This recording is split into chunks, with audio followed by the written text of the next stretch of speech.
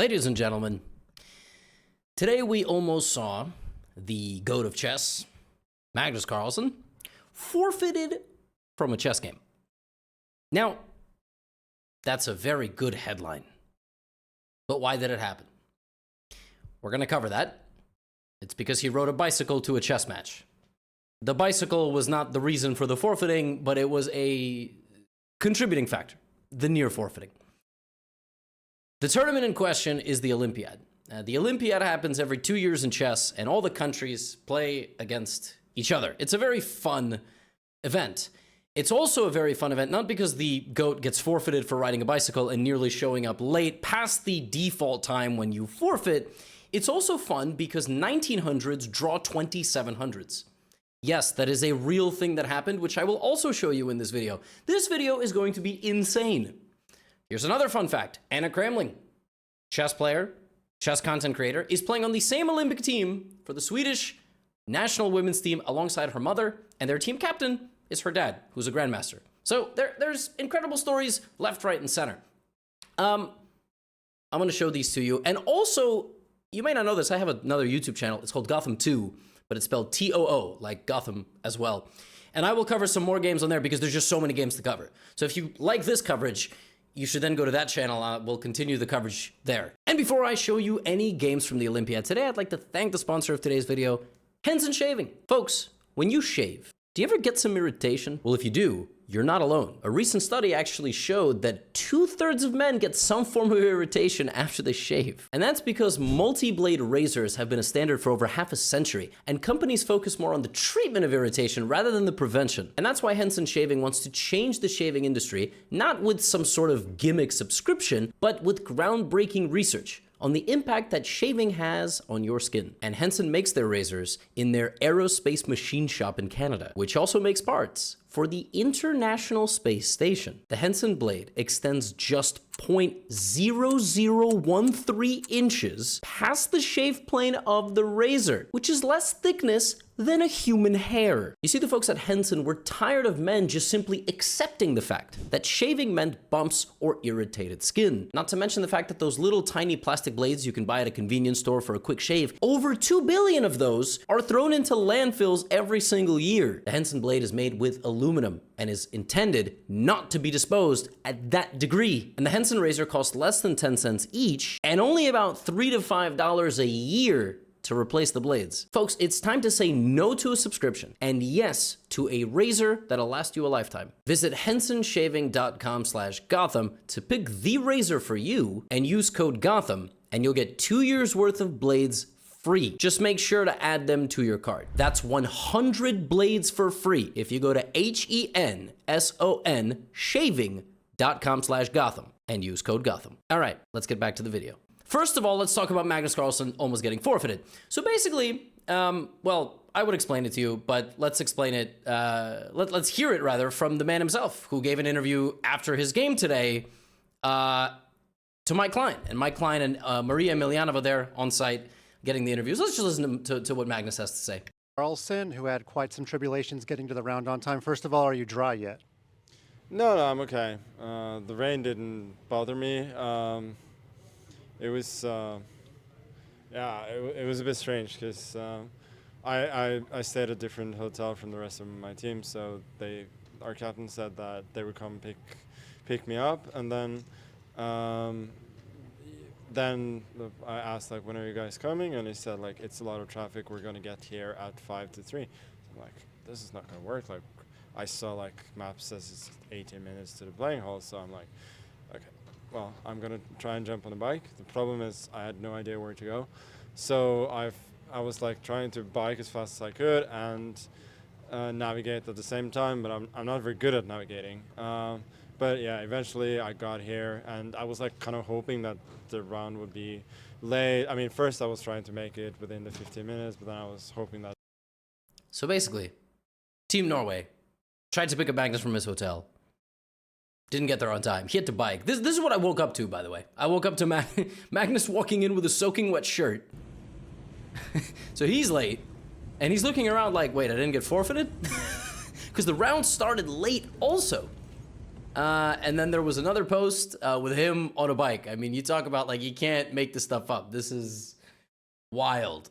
It's trending on Twitter now, which is just so like, can you imagine in football, like Ronaldo, and yes, dare I say, in their respective sports, these guys are at the same level. Ronaldo is way more famous, but you get my point. I mean, this is wild stuff, man. Dude's on a city rental bike. Like, come on, man. This guy is crazy. We got to get him a black car service. But he made it. He showed up, and he's playing. And his opponent is Grandmaster Roberto Pantoja. And I wonder, folks in the comments can shine some light on this. This is quite interesting to me. I don't know if this is a Brazilian name, because I watch a lot of UFC, and there's people there named Roberto, but then there's people also named Pantoja, so I don't know. So this is Magnus's first game of the Olympiad. He didn't play yesterday, and Team Norway actually tied the match with Canada, which was a crazy upset. And this is Colombia. So it's Norway versus Colombia. Magnus plays the Sicilian defense, arriving, as you can see there, with 1:19 on the clock, 3.5 more minutes, and he literally would have been 4.5 more minutes, and he would have been forfeited, which is, that would have been pretty incredible. I'm not cheering for it, but it would have been made for a great story. And Hans would have rejoiced somewhere. Sorry, the noise is probably quite loud from the interview, because I needed to turn it up, so allow me to lower it a little bit. And okay, Magnus plays e6, and then he plays a6, and we are on a slightly different overlay, by the way. This is the events overlay. He plays the Khan variation of the Sicilian defense. White plays c4. This is the most principled move. You try to fight against black's pawn breaks. Knight f6, knight c3, queen goes to c7, and at this point, from the opening, obviously black and white both know everything that's going on. White trades the knights and plays queen to d3 with the intention to play the bishop out to e3. Here Magnus plays a very peculiar move, which is h5. And h5 has an intention to gain some space on this side of the board. Also, since you kind of have a feeling that white might play f4 in the future, you have ideas to put your knight on g4. And it is one of the moves. If you check the opening database here, there's not too many games, but I think I think it's still one of the more principled moves and kind of the motifs of the position. So h5, bishop e3, and now white plays f4, and then we kind of see like now black played bishop d6 to attack the pawn. White obviously could have went g3, but then h4. White could have went h3, but then there would have been a lot of weaknesses. So f4 and knight g4. Magnus is going to keep his king in the center of the board, at least for now. You can take here. It's actually not that stupid, and it looks like you're playing directly into black's hands, but it's not so easy for black to capitalize from this position. So instead of that, Pantoja plays e5, which, okay, by the game review is given a question mark, but is a pretty reasonable decision, I think, and then puts his bishop in the center with d4. But this allows Magnus to break with d6. I think black has a lot of activity here. He has a well-anchored knight. It looks like you can play h3, but you really can't do that because black just takes in the center. He's never actually going to move the knight. So we have takes. And Pantoja's like, you know what? I can take on g4 still, but let me trade the bishop. I think the light-squared bishop exchange is better for me because black has a very active bishop. Here the computer recommends that Magnus actually castles queenside, which is bananas. That's a crazy move with all these pieces having moved. Position feels a bit loose. I'm not saying this is the best move, but like a6 is hanging. I mean, I'm really not so sure about this. And the engine just very carefree, just like cb3, because here there's bishop e3 check and queen h2 is mate, which is a nice way to lose. So white has to go rook f2. And by the way, the game is still not over. Queen takes h2, king f1. I mean, it looks like you lose, but there's mate. So now bishop takes f3, and now queen a7 check, king c8. There's b7, and the bishop goes back. And I mean, it's no need for any of this. Magnus just takes and castles kingside. By the way, Magnus showed up to this game nearly forfeiting, and now he's up 23 minutes. And this is, I suppose, the effect of playing the best player in the world. Knight goes to e4, and this is a very bold decision. He's just completely giving up the pawn on c4. If knight d6, there is queen d4, which not only wins back the bishop, it also wins back the knight. You may wonder why white did not play b3, simply defending the pawn. The answer to your question is, I have no idea why he didn't go b3. B3, Again, I think if Pantoja was playing me, he would play b3 in 10 seconds. I also don't know why I would be board 1 for Norway, but, you know, that's a parallel universe. Yeah, he went knight e4. I think he just overthought it. I mean, I think that happens. In queen c4, he goes rook d1. He kind of gambited the pawn to create some activity, but Magnus just moves out of the way and says, what was the big idea? Because now you have more weaknesses here that I will go after. White now plays b3, but it would have been better to, you know, defend the pawn. He tries to attack him, but you snuggle in on b4. You have eyes on everything important. You go back and, yeah, white just sort of starts tail spinning here as the time ticks below 10. And Magnus just, like, kind of like a nice sparring match. You know, you have an opponent overextending, you know, you lean back, you hit him with a counter, you slip underneath, you hit him to the body. Like, you just, it's just like body work. Here, you know, Magnus is now 2 pawns up, enjoying himself, waiting for his bike ride back to his hotel, where nobody's going to be threatening to forfeit him. He's trading material. White goes for a little bit of a kingside attack. We have knight to h4. And I mean, at this point, Magnus is 3 pawns up, like a vacuum cleaner, Dyson, if you will. Probably Norway has the equivalent. Rook to d4, queen a3. And he cleans things up. And I think white wanted to go out with a little bit of a bang here. He plays pretty quickly, but Magnus coordinates all his pieces. And the game ends with a very beautiful checkmate attack. Knight to h4, sacrificing the knight. That is queen takes knight. It is 100% free. But if you take it, queen g1, in comes the rook, and queen d1 is checkmate. And Magnus wins with a checkmate on the board, despite arriving 11.5 minutes late, drenched, or whatever it was, 10.5 minutes late, drenched, and basically forfeiting. But because they started the round late. And now, time for today's chess conspiracy theory. Did they know that Magnus was running late, so they started the round deliberately late on purpose so he wouldn't forfeit? I don't know. I don't know. But he thought he forfeited. You saw him there. He's on video saying, I was so late, I already thought I forfeited. And then actually, Photo Chess, Maria Emelianova, saw him in the yard. How crazy is it that the GOAT is biking in the rain to a game? Where is everybody? I don't know. This is just the chess world. I mean, we can grow as much as we want. We're still meme. Like, we're all just one huge meme. We're just a huge meme. And he won. So, nice game. Tough fight to his opponent. I mean, what are you going to do? Playing Magnus. Let's keep moving along. Remember how in the intro I told you a 1900 drew a 2700? Folks, I'm going to make a full video on my second channel. If you don't know Gotham 2 yet, listen, several hundreds of thousands of you are going to watch this video right now. And you're not subscribed to Gotham 2. Now, it's not, there's like 6 videos on there. But sometimes there's so many topics in the chess world, I want to cover them, but I can't cover them on the main channel. I want to cover them on the second channel, but like not that many people watch the second channel because I'm like, do people really want this? So go show a little support, drop a comment. I will make a video covering all of the ridiculous games from the Olympiad. This was one of them. In the first round, a 1994 rated player drew a 2700. Now, you may be wondering, well, that 1900 player is underrated and probably a child. That dude is 17. Anas Khwaira. Khwaira. I don't know. And I hope I didn't just say a curse word, because I don't, you know, I drew 2733 rated Shahriar Mamedyarov, and this was just the beginning. There were so many upsets, which I will cover fully. And this was a crazy game. This was a Nimso Indian. A3 takes. Knight c6, f3, d5. We have a trade. e3, bishop f5. And black took a lot of the center, but white played very actively, very nicely.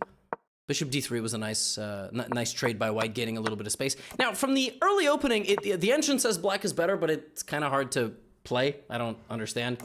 Rook a2, knight f4, and white just plays very well, plays for the center, trying to advance. Mamedyarov brings in the knight, and trades in the center of the board, so the position kind of loses its tension, but really the question is, will white ever successfully play the move e4? That's clearly white's idea, so white plays bishop c3, white advances, and Mamedyarov takes his eye off the knight, which was the only thing preventing white from going e4. And I think here Mamedyarov wanted to treat white a little bit like wave a red flag in front of the bull, like come get me, because you assume that when you're playing a low-rated player, they're going to blunder. So white plays e4, And after d4, fe4, rook d8, knight d5, white is completely winning. It is +4. Let me tell you something right now. The only way a 1900 draws a 2700 is if the 1900 was destroying the 2700 and the 2700 saved the day. Otherwise, it doesn't happen. When a 2700 gets a winning position, they will probably win it. The reason why knight d5 is winning is because after knight takes and pawn takes, you threaten the queen, you threaten the knight, you threaten the rook. You just win. If rook e2, you take the queen, and this is defended, right, by the bishop. So, Anasquaira is just completely winning against Mamedyarov. Dude can't believe it. He's got 10 minutes on the clock. He's just completely winning. It's not even a question. Knight f4. Queen goes back to f1. Knight goes back to g6. The bishop goes back to b4. How on earth is Mamedyarov going to create anything here? You know, white is trying. He's got to move the pawns. You got to go d5. You got to go a5. Bishop c5 is a great move. Queen e2. Okay, Mamedyarov looking for counterplay. White's got 5 minutes on the clock. Queen h5. Mamedyarov going for tricks. Rook f1. Not blundering, not blundering. Now you can take the knight, by the way. And then rook f7, but he plays queen f5, looking to trade. He goes for the trade. Rook e2. Mamedyarov blunders again. e5 is a little bit... Now white's got 30 seconds on the clock. Now in the Olympiad, they gain 30 minutes on the next move, so bishop c5. And here, something crazy happens. You know, white starts bringing the king. And knight g5, rook c7. And it's a draw. Black offered a draw, and white took it. That's crazy. Because if the game proceeded rook d1, knight g5, I mean, of course, white still has to figure this out, but white's winning, man.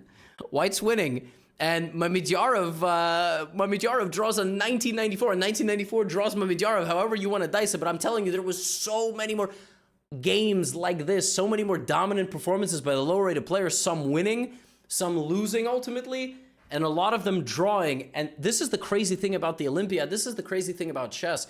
Chess is a little bit broken right now. The ELO system does not make a whole lot of sense. There are players that are 200 to 300 points underrated, and also we are in an unprecedented time of 2700 level players losing 40, 50, 60 ELO to people in the 26 and 2500s.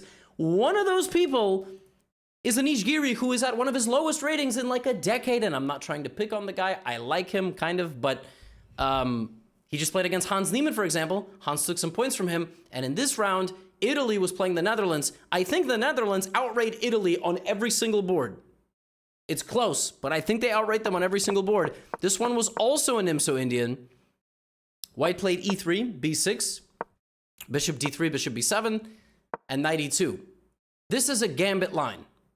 You give up the pawn on g2. White is trying to get the best possible setup by castling and playing a3. Black says, well, I'm not going to let you do that because I'm going to take the pawn. And now I'm going to pin you from both sides. Now white can't castle, and white is pinned from both directions. Now, Anish here spent 20 minutes taking on g2. That's not because he went on a bike ride with Magnus Carlsen while holding hands. First of all, that's dangerous. Second of all, Anish is married, but I don't know. Maybe that's something that he likes to do in his spare time. Ride bicycles, hold hands with Magnus. I don't know. But who wouldn't, by the way? Anish, I think, was memorizing and remembering everything that he was supposed to play. He plays here. Now white plays rook g3. Now the best move is to take that knight first. And now the best move is to play bishop e4, which Anish remembers. Queen c2. Now the best move is to trade. Now the best move is knight h5. Now the best move is g6. So clearly Anish remembered everything. He remembered the entire opening.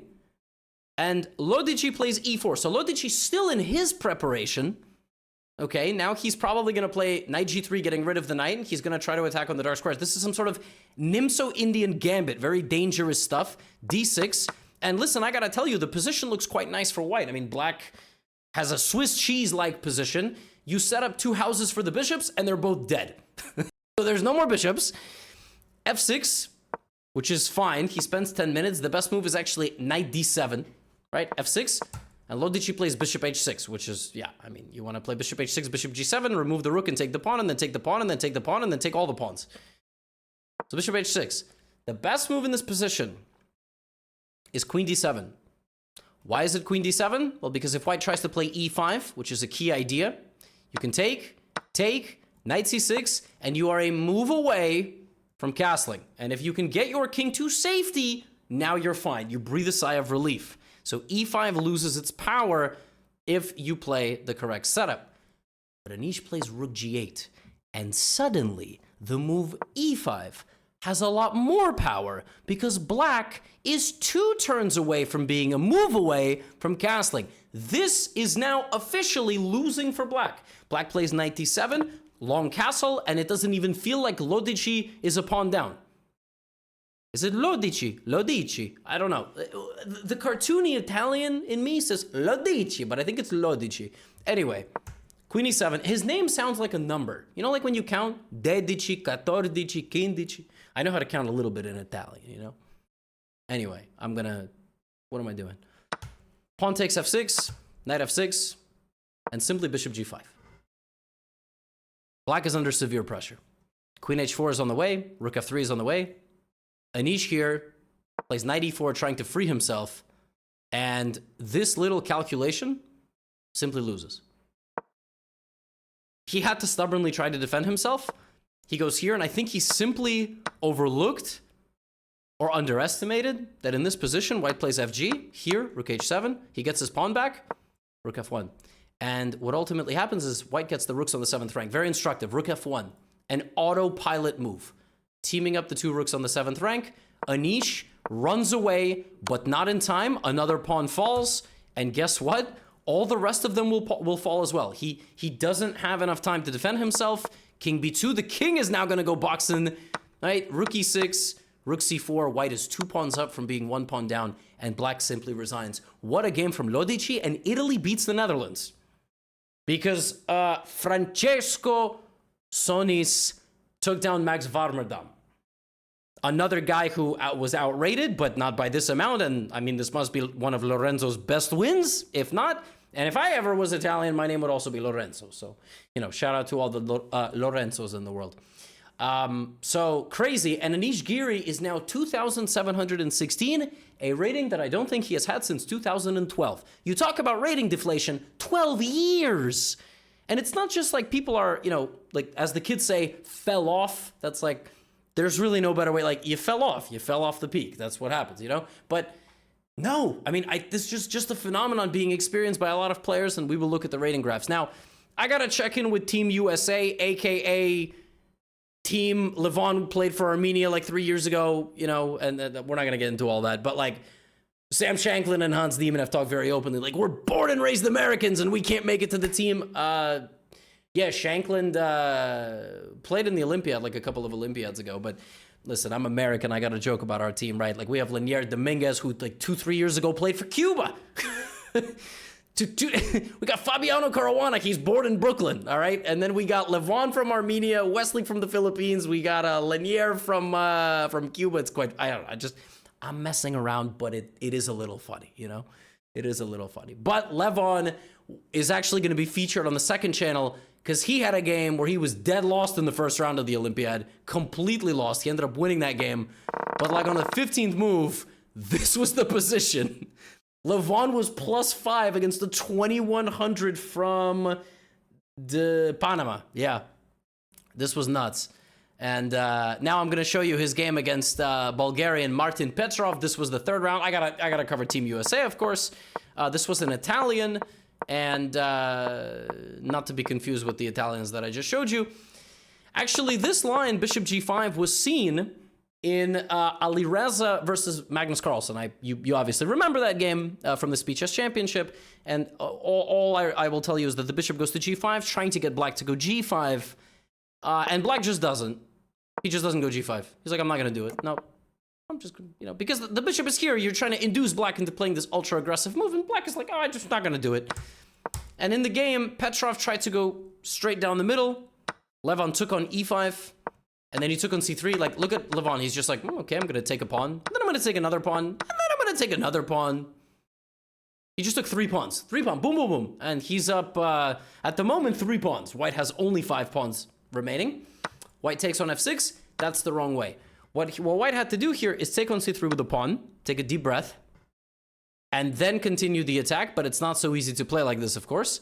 Instead, he tries to open up black's king. And Levon's like, well, I can, by the way, take a 4th pawn here, which I'm going to take in a moment. But first, I'm going to protect my king.